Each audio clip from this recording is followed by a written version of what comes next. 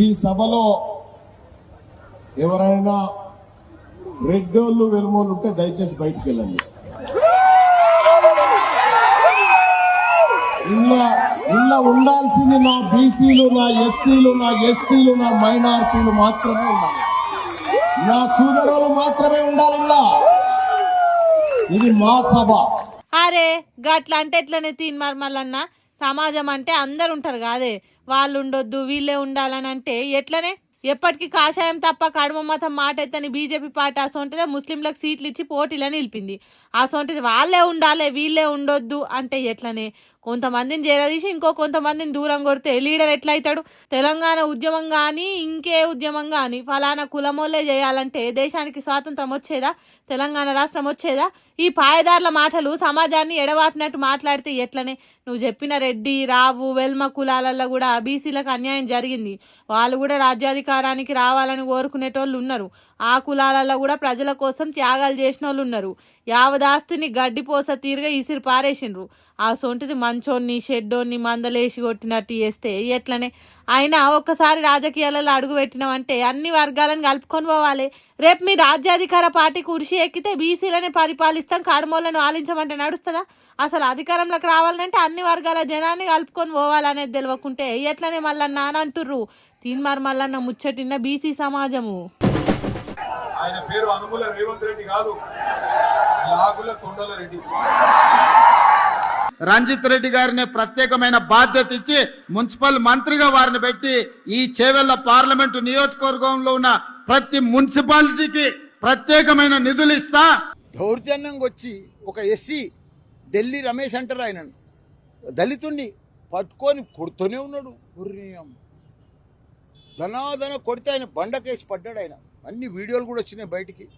దాని తర్వాత ఎవ్వరు టీఆర్ఎస్ కాండో ఉంటే వాళ్ళని కొట్టుకుంటూ వస్తారని కొట్టుర్రా సంపూర్ణ అని మల్లారెడ్డి ఆడుండని చెప్పి నేను మా అల్లుడు రాజశేఖర రెడ్డి ఎమ్మెల్యే మల్కాజ్గిరి మేము ఇంట్లో లోపల కూర్చొని పని చేసుకుంటూ కూర్చుంటే అక్కడ టీవీ5 సత్యనారాయణ ఉన్నాడు, ఆంధ్రజ్యోతి, ఆంధ్రప్రభ ఇద్దరు మన విలేకరులు ఉన్నారు. ముగ్గురు కూర్చొని మాట్లాడుతున్నాం.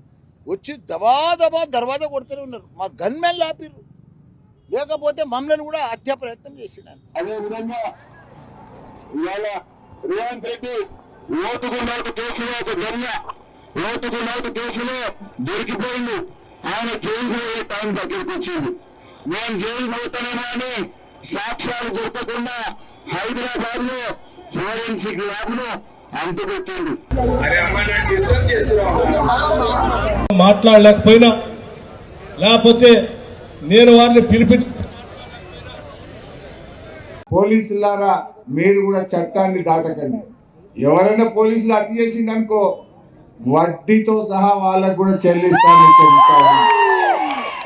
2 ఏళ్ల తర్వాత వచ్చేది బీఆర్ఎస్ గవర్నమెంట్. మళ్ళా నేనే మంత్రిగా ఉంటా.